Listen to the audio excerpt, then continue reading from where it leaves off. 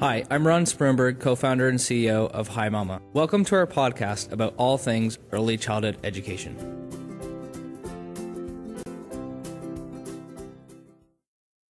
In this week's episode, we explore technology adoption in preschools, including proper usage by teachers in the classroom, recommended exposure for preschoolers, and how technology can be used for marketing childcare and early learning programs. Our guest, Fran Simon, is the founder of Engagement Strategies Consulting and producer of Early Childhood Investigations, which offers free webinars to thousands of early childhood educators. She has over 35 years of experience in the field of early childhood education and a passion for technology and marketing.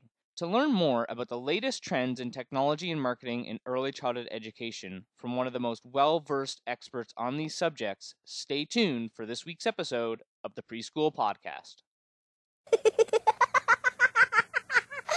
So, Fran, you've spent quite a number of years in early childhood education. I think it'll be helpful for our audience just to understand how it all started for you.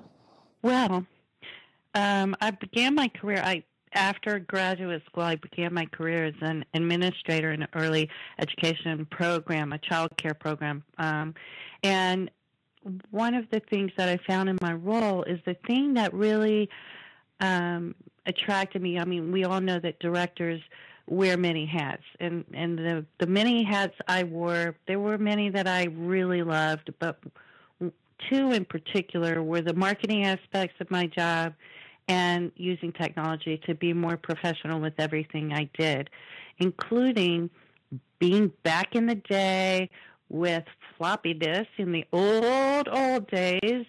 I was already doing social media. I was on listservs. As soon as listservs were out there, I was already out there doing that and being involved in the internet in a lot of ways. So those things really attracted me. And after 15 years, I decided that I wanted to just take those interests and combine them with my early childhood passion and then go on to move beyond being an administrator. At that point, I felt like I wanted to use those skills to have a bigger impact in the field. So I went to work at a publishing company, an early childhood curriculum publishing company here in D.C. I began as a web manager and then grew to be VP of Marketing and Technology Initiative. So I was getting to do, that was like me combining all three of the things that I really, really am passionate about. And I worked there for quite a long time.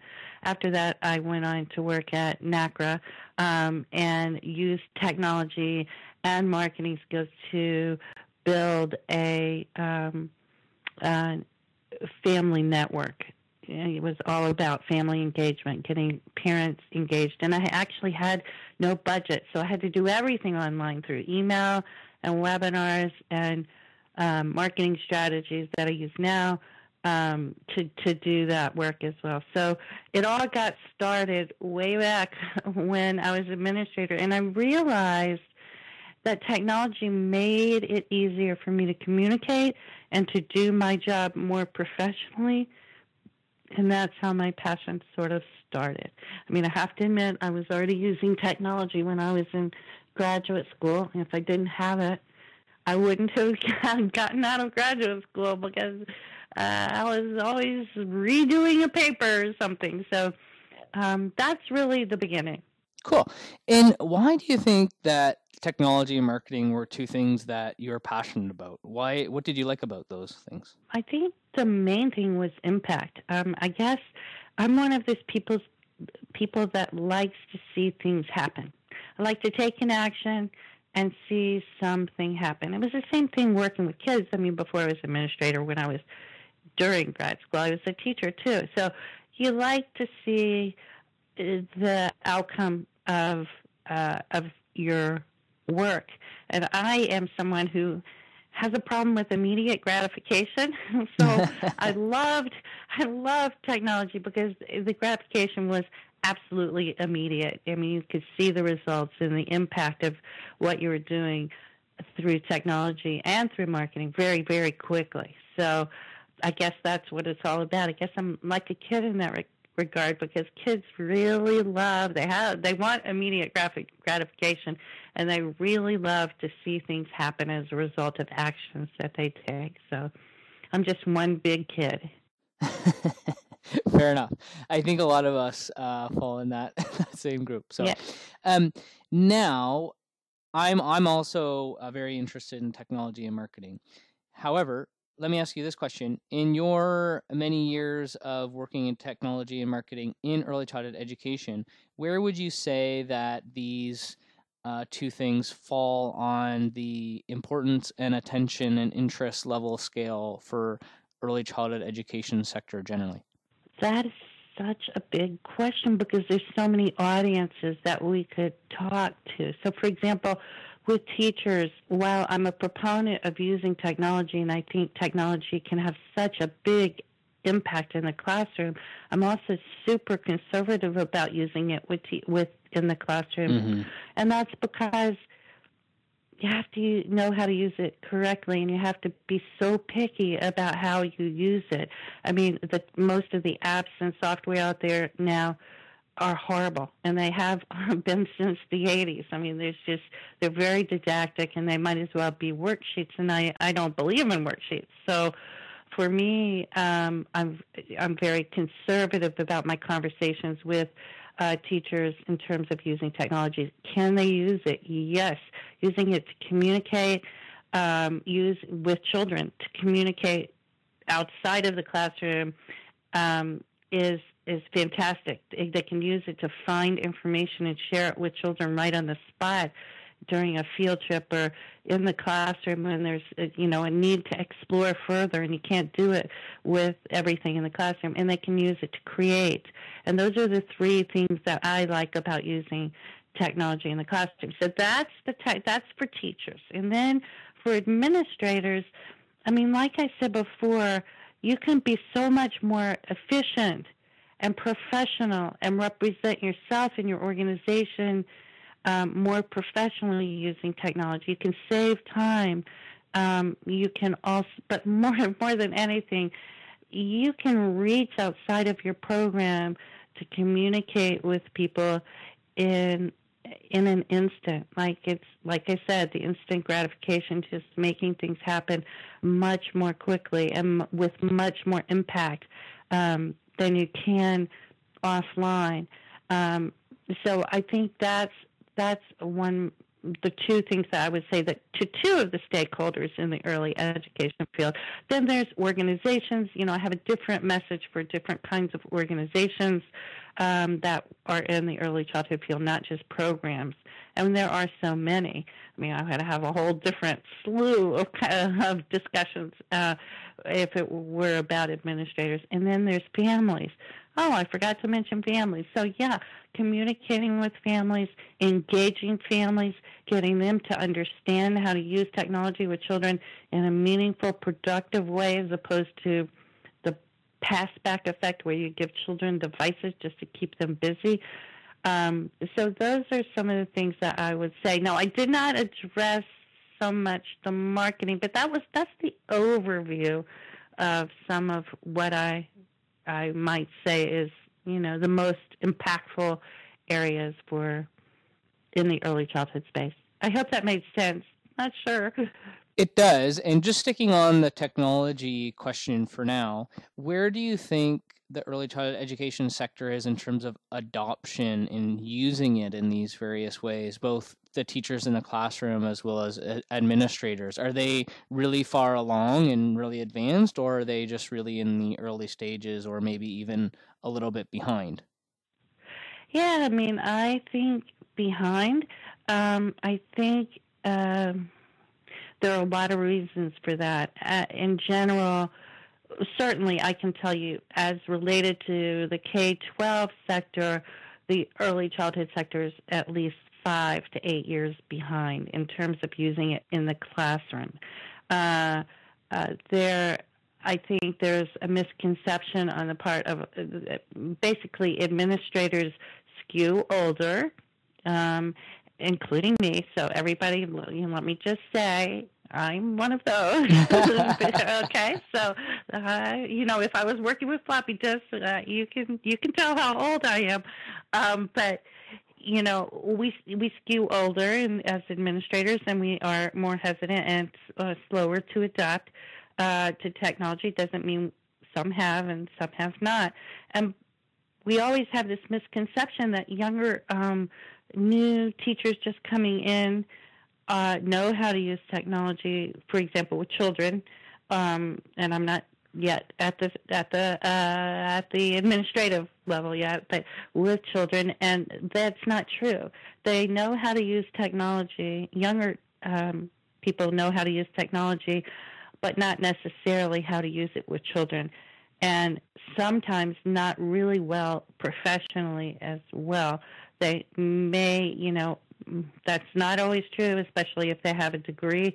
They probably have had to use computers to get their work done. But we know that the workforce is made up of a lot of different people with a lot of various education levels of education, and they may not always have had access to technology. So we're lagging behind in terms of using technology for children. I think that's also true in terms of using it to get work done. As late as, let's say, 6 years ago, when I had a little bit more opportunity to be directly in touch with programs, I would say that, it's really difficult for they had no basic computer skills. Like some people didn't know how to turn on the computer, much less use it to, like, Adobe products, which are really important these days. Just basic internet searching skills are lagging. Understanding file types, which is really important. And, can people get through Word? Pretty much. But there's some other tools that they really don't know that well. And as well, so many of the online tools like Google Apps and communication tools as well. So, yeah, we're really lagging. I'd like to see it better. It has improved dramatically in the past 6 years, for sure. But it's still way behind. Way behind. It's a really interesting point you make about some of the younger early childhood educators in the field who maybe they really know how to navigate their way around apps and computers and technology, but they may not necessarily know how to use it in the context or the environment of the classroom, and that requires training. Now, between the training for how to use it in a certain context or environment, or even just how to use technology generally, geared towards administrators and teachers, who does it fall on to educate people about this, do you think? That's interesting because I think about that a lot. And what I personally, this is going to come as a huge surprise. I mean, certainly I think it's a huge responsibility for the colleges, but as I said, not everybody has a degree. Yep. So I think that I do know for a fact that while early education programs are coming along in their use of technology, the what I'm talking about is programs in colleges, they are coming along in that regard. They still don't make it a requirement of the early childhood degree program to understand how to use technology. They do use it for, the basics, Excel spreadsheets and using Word. But I think because the workforce is so diverse, whose responsibility is it? That is such a huge question, all really muddled around career pathways in early education. So I couldn't quite, it's so huge, I couldn't quite wrap my head around that. What I can tell you is that I'd like to see, and I was thinking about this just the other day, a coalition of vendors in the field coming together to form some basic training opportunities for early educators. I think it would go a long way having a lot of the technology vendors get together put together maybe a conference or some kind of regional training that would give people just the ability to use devices of all kinds, because I think a lot of people are familiar with how to use their phones, but not necessarily how to use a computer. I mean, the younger people, they know how to use phones and mobile devices, but they may not know how to use a computer. And I think knowing how to use all of those things is very important. So that's what I'm suggesting for the future. Interesting concept. Now, kind of stepping away from the ideal utopia of, who's going to teach everybody about how to use technology effectively in the classroom, what are some practical things that you know of that are out there right now in terms of workshops, maybe conferences, online or otherwise, where you can go as a teacher or administrator to learn about technology in early childhood education? Well, NAYC has an interest forum for technology in young children, so that's one helpful resource. ISTE, which is the International Society for Technology Education, is another resource. They don't have a really big early education focus, but it's growing at its ISTE, and there's certainly a lot to take away from ISTE as a member, or even just going to their website. I think there are some resources through Head Start, too, that are open to the public. They're not necessarily only for Head Start educators. So the eClick website is really another resource that you might check out. Those are a few, but there are free resources. There are free webinars. There are free things you can read and videos on YouTube about everything you might need to learn. You don't have to limit yourself to, having been in college or been in some academic environment to learn about technology and how to use it. I mean, technology with children, different story. Technology and how to use it in general, free resources are out there. And there are free resources for technology in early childhood, too. The Tech Center at Erickson Institute has a lot of resources. And let's see. Common Sense Media has a lot of resources. And one other, the Fred Rogers Center also has some resources as well.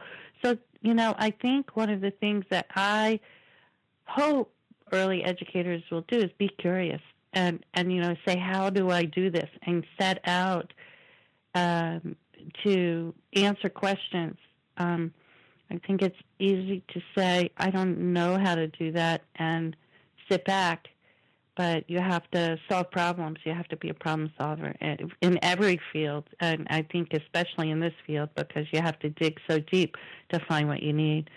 But just ask, whatever you can do. I see, it's hard for me to recommend websites and YouTube, because I'm expecting people to use technology who may not already know how to use technology. So that sort of makes it difficult. But right? I think your point about taking some of the initiative on yourself, whether you're a teacher in the classroom or an administrator or an owner or executive director of a child care program, to go out and find what your local resources are, or find those resources online, just starting straight from Google if you have to, because they're out there. And I think that, being curious to go find out and how you can improve by doing that, right? Definitely. Yeah. I think one of the things that, unfortunately, I find is that people in our field, and this is a blanket statement, so I hope no one takes offense. I don't mean everybody, but I do think often we forget that we're in charge of our destiny. And, I could say that about people in general, not just in our field. Totally. We're in charge of our destiny. If you want to learn something, you can do it. I mean, believe me, I did not I graduated from, school as an early educator. I did not know everything I needed to know about technology, and I did not know everything I needed to know about marketing, and I made it my business to learn those things. I went out and found the resources I needed to do. So empowering yourself is the key to learning everything, really. Mm-hmm, mm-hmm, mm-hmm. Now, just switching gears over to your other passion, which is marketing. Now, kind of a similar question to you with technology. People in the field of early childhood education, what are they doing right with marketing? Where are they struggling with marketing? Is there a lot of room for improvement? What's the kind of status of things? It's really interesting because I think marketing in early education is a dirty word. It's commercialism is really not appreciated in the field, and because of that, a lot of especially childcare programs, or also all kinds of programs, and well, especially childcare and Head Start, that need to be enrolled full time, for example, really are uncomfortable in that role. I mean, they know they have to do it, and they know some basics, but it's really a hard role. I remember saying, people saying, I don't need to market. My program's so great, and people just come my way or whatever. I even had a boss in the early childhood field in one of my jobs that said, we don't need to market our product because it's so good. Nobody, the product markets itself. Well, that's never true. That's not true. And so if I think if early educators can embrace that you can't do your work unless you can support yourself. You can't offer great child care unless you can keep it enrolled and make money to sustain it, at least sustain it. You can't do your good work. There's no need for jobs. There's no need for teachers. There's no need for classrooms if you can't sustain it. So it's really important that we all become a little bit more comfortable in our roles as needing to get the word out. So sometimes I just say, if it makes you feel better, call it educating. Call it educating, because that's what marketing is. It's about educating people about what you have to offer and persuading the way we oftentimes have to persuade children to do what we need them to do. So it may make you feel a little bit more comfortable.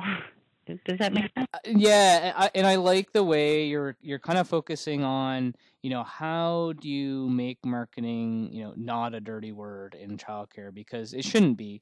And I think that the 2 points you're making, which I'd like to touch on a little bit further. The one is you have to have the right amount of enrollment and profitability in order to provide high quality childcare for the children and families that you serve. And we've had that conversation on this podcast previously with consultants like Chris Murray and Julie Barkas, and they talk about that point, and it's so true. Is if your end goal is really to improve outcomes for young children, you're going to have to do things like marketing so that you can achieve that end goal. And the second thing is, I've seen some executive directors of childcare programs, nonprofit childcare programs, do a really great job of marketing that really doesn't look like marketing. So, maybe they have a blog on their website and they talk about all the amazing creative curriculum that they have and the learning that they're doing in the classroom, and then they're sharing that on social media like LinkedIn and Facebook and early childhood education groups, and that's not really marketing in their mind, but it actually really is. Right. I also think I think that's really important, that if you see your part of your job as informing parents about what quality childcare looks like, and informing parents about, without saying it, why childcare is so expensive, Yeah. And you're not saying, hey, this is why it's so expensive. You're saying, here are the elements of our program. It becomes obvious why it's expensive. So, and by the way, well, I could go down a different path with advocacy about informing parents about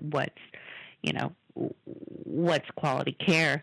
I think those are strategies you can use that don't feel like marketing. Definitely, I agree that blogging,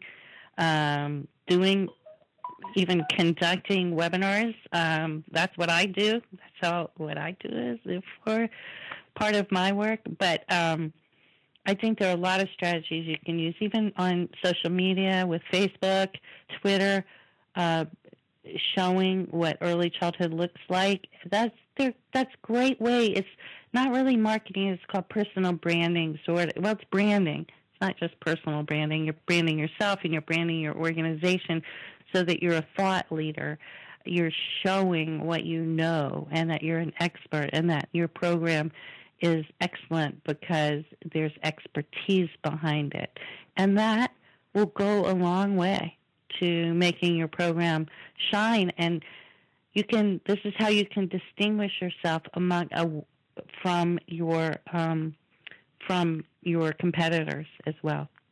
Yeah, I actually think you said it perfectly when you said the way to think about it is you're educating parents about the importance of early childhood education. And if you just look at it that way, when you talk about the importance of what you're doing in the work with children, that in itself is great because you're marketing your childcare and early learning programs, but you're also advocating for early childhood education as a whole.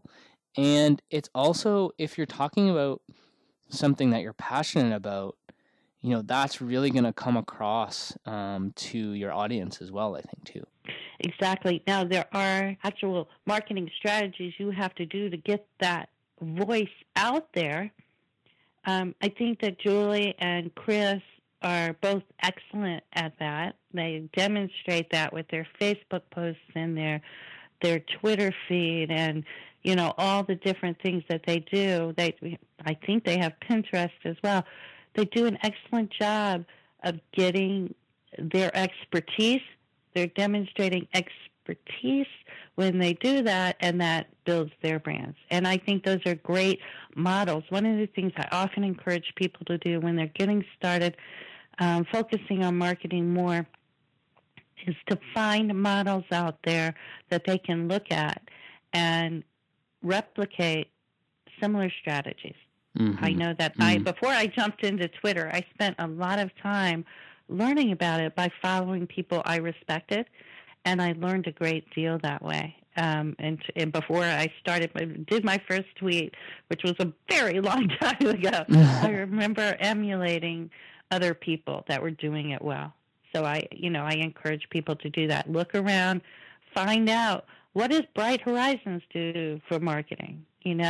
Let's look at that. Let's see what we can do. How can we replicate that?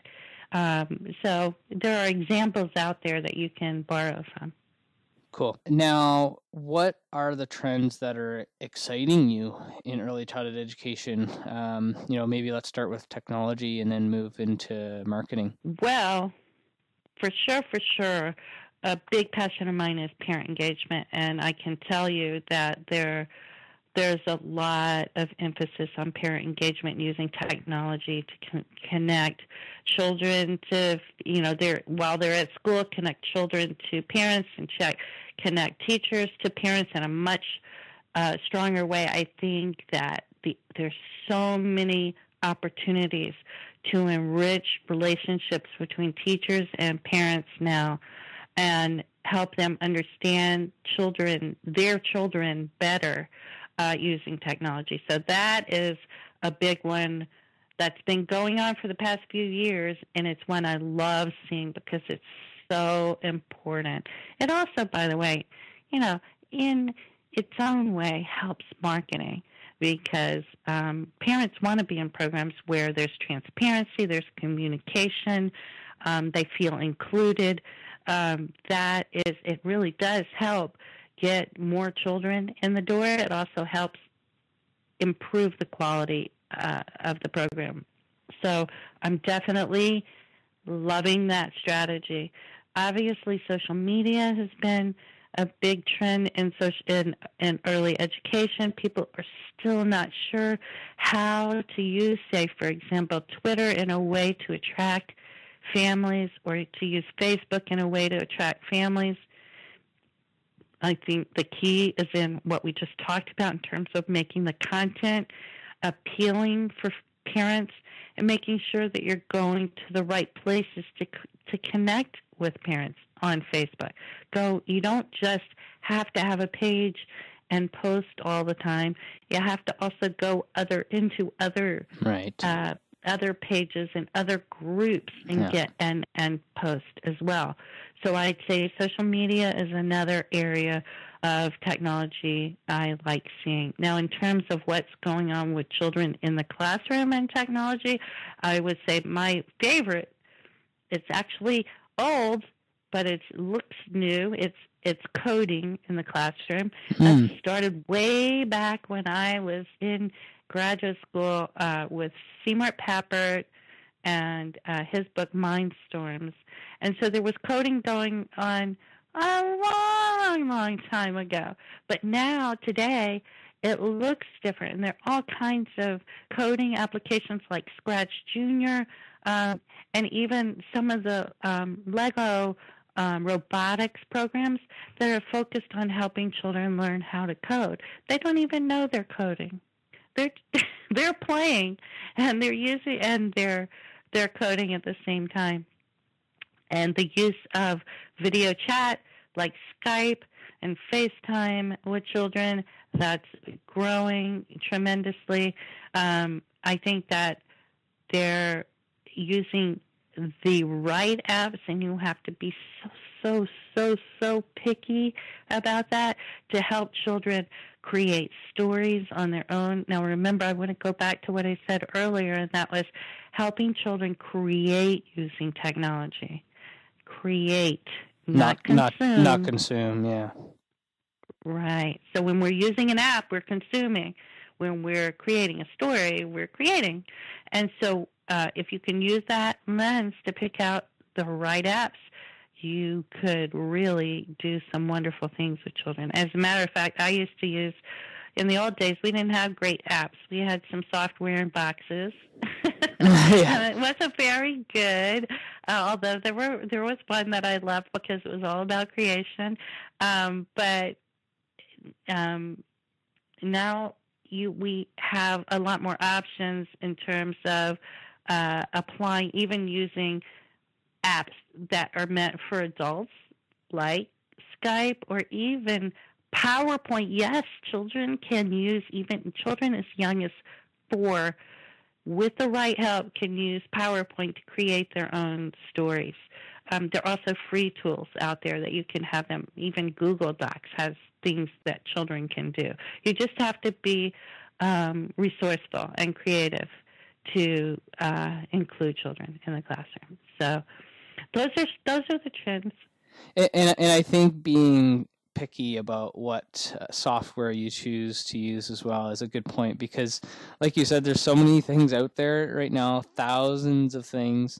And I remember back when I was in elementary school, the beauty of the computer in the library at that point was it only had 1 or 2 programs on it, so it's pretty. Yes. At least you could focus. Yeah, that's true. That's true. And you made a really good point too. You said the computer in the library.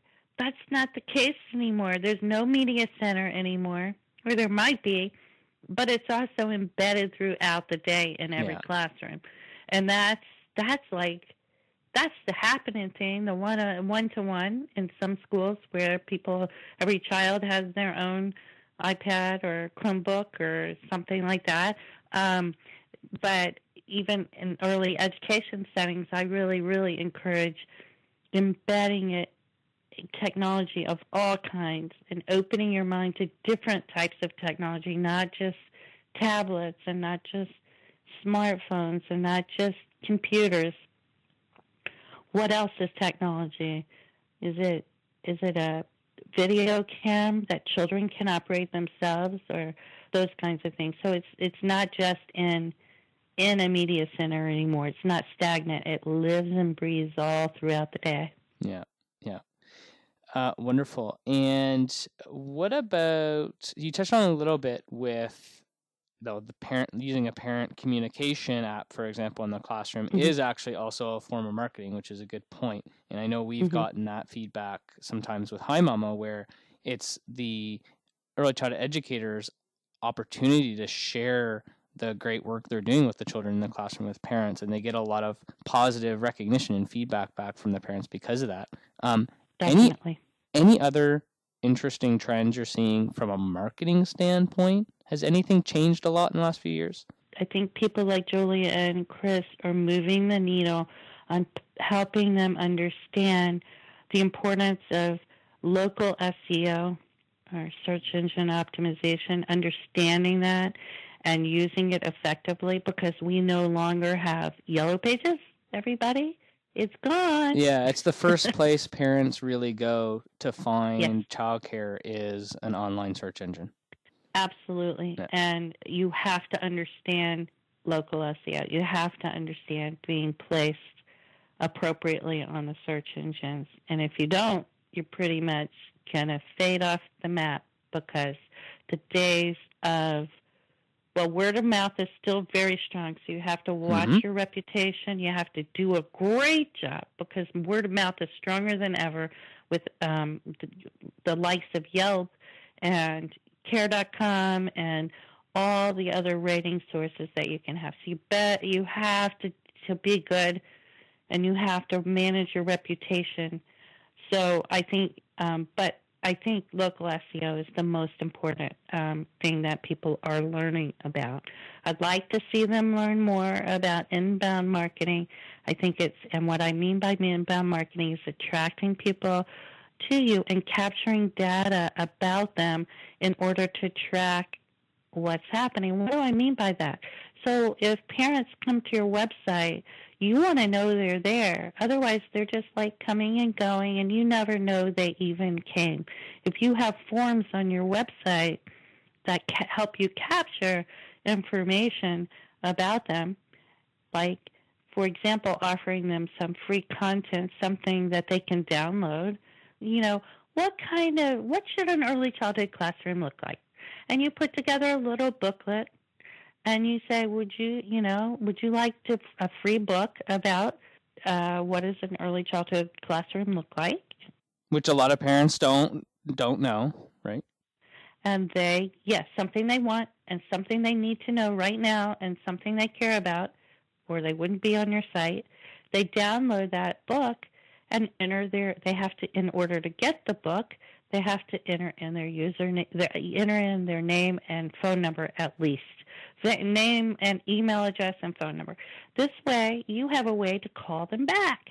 And what you can do is keep track of that in some sort of software program that will capture. It could be Excel. It could be Google Docs. It could be a more sophisticated program, and there are some specifically for early childhood education that help you track those people who call you. And why is that so important? Because you need to get back to them quickly.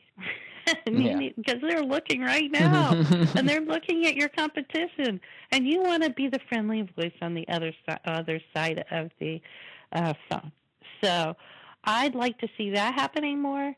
The other thing I think that does is touch on a point which you touched on earlier, is it makes you seem very professional.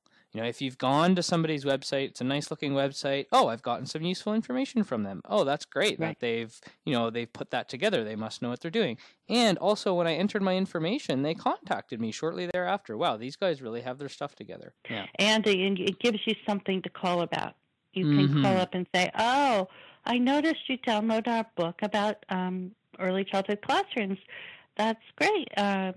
What did you think? Or, do you have any takeaways? And by the way, are you you must be looking for childcare right now. How can I, is there anything I can do for you? How can I help you? what can I do to put your child in my program today? No, I'm just kidding. Don't say that. Don't say that. But even like, what are you looking for in a child care program, Right. and see if there's a good fit there, for sure. No, that's very good advice. Wonderful. Well, thanks so much for coming on the show, Fran. This was very informative for me, and I think very informative for our audience. Last question for you before we finish up here. If people want to find you online, what's the best way for them to find you? That is, I'm pretty hard not to find. Give us some options. I think the best way to find me would be at Engagement Strategies. My URL is engagestrat.com. ENGAGESTRAT.com. Wonderful. Well, thanks again for coming on. Thank you for having me. And I'm so impressed with the podcast. I think it's a really great thing that you're doing to help early educators stay informed, and there's nothing I like better than informed early educators. So definitely keep up the good work, and thanks for having me. Thanks, Fran. What's your name? Michaela. Michaela. How are you? Hi. You having fun playing? Yes. It's a nice day, isn't it? Yes. Yes. What's your favorite thing to play out here? Playing monsters. You like to play monsters? Do you like the swings? Okay. What else you like to do? Play my Dora bike. Oh, with your Dora bike? Oh, okay. Do you ride fast? Yep. Yep. Okay. Well, have fun here. All right.